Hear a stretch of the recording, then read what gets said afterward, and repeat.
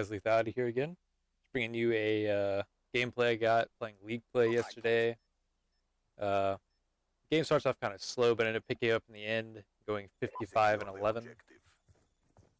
But basically, what I'm here to talk to you about today is how to become a professional gamer. I've heard people talk about it before, and they're always really broad about their, like, what they say to do. And for the most part, it is pretty broad because different things work for different people. But the best thing you could possibly do is not give up. Play your heart out.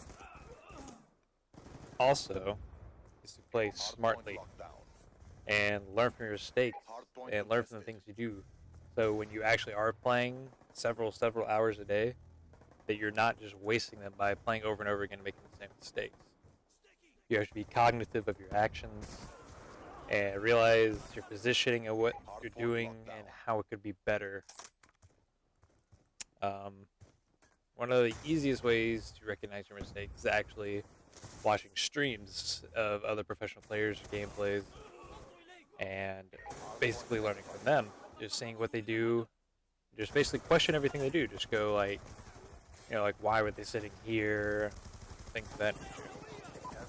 So, personally, back when I used to be in my prime, back in the Modern Warfare 2 days, what I did was not only did I play, like, actual gameplay probably about 6 hours a day, 6 to 8 hours maybe, but I played a lot just working on my own skill.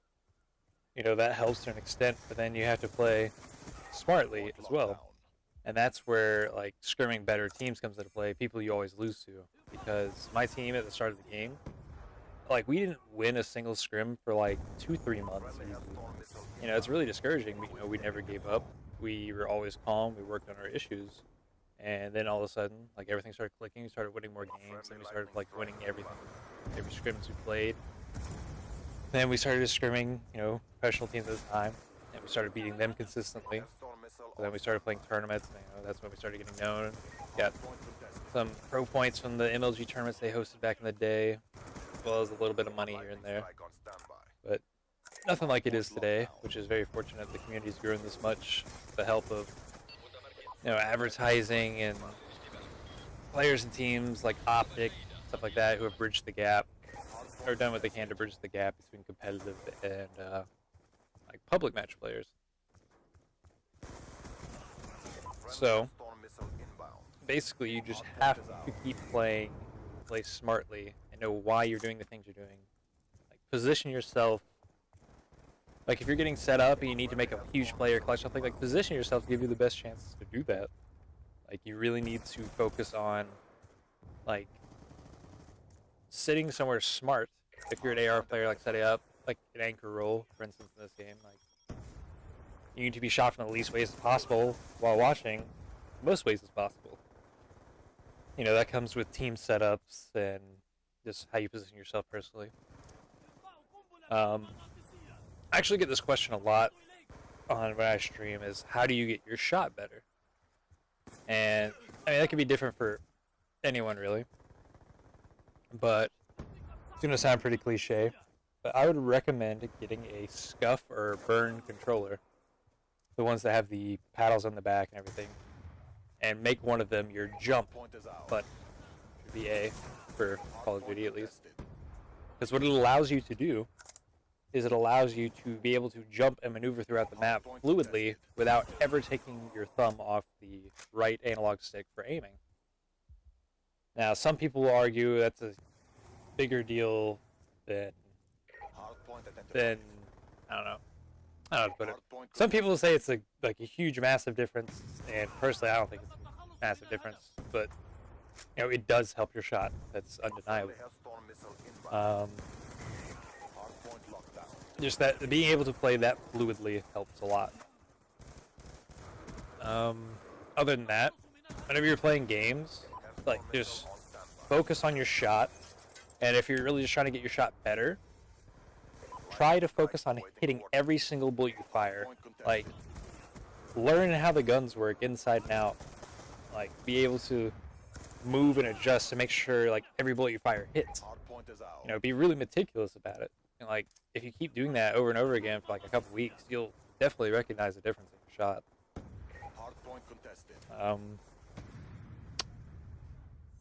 I would not recommend control freaks. They do help your shot accuracy, but however, it does reduce your reaction time slightly. Just because it's a longer distance, you have to move something for the same effect. So, I mean, if you play in like 9 sensitivity or something like that, maybe go for it.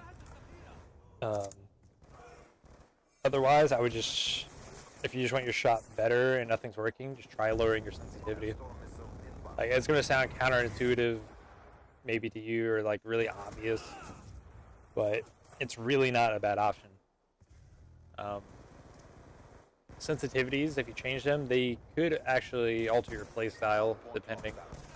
Because like I know if I were to put mine, like I play on 5 in Black Ops 2, if I were to put mine down on 4, I know like I would play slower and more reserved, and I would play, I guess you could say, smarter. Like I would not force gunfights as much. I would just sit places and make sure I got the shots.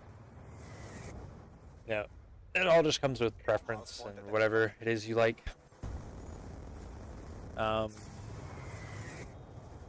Not giving up is another huge factor.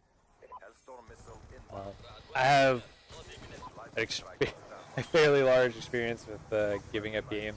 I've switched between Call of Duty and League of Legends considerable amount because of my inability to compete up until recently. And you know, I've gotten pretty good at both.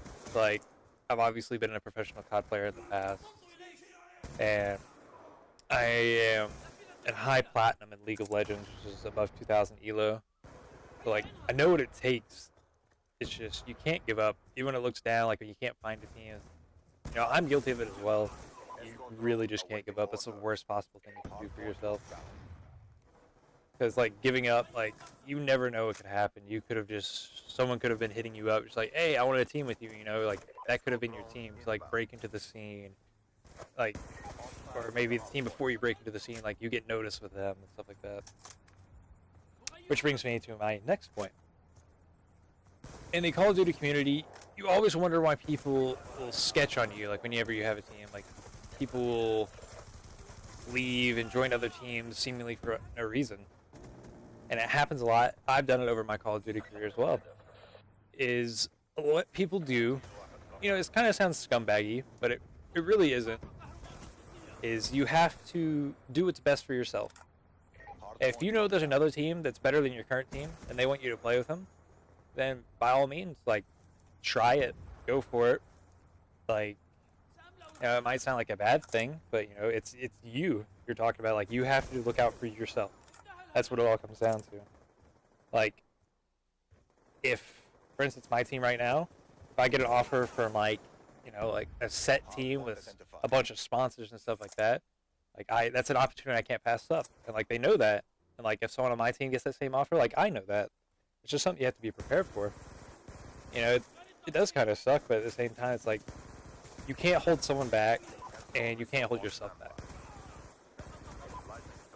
Now, I'm not saying sketch for every single person you might think is better. I mean, really think about it, but it's just how it has to work sometimes. For example, actually, the whole JCap situation when he left Envious, like, I'm pretty sure Merc just wanted to be on Envy, and it worked out that way. But like JCap joining Optic, JCap's an incredible player, and him joining Optic not only would better Optic as a team, but it would also better himself, like his income and his influence. But yep, that's it for this video. I'll have my class setup video uploaded the next day or two.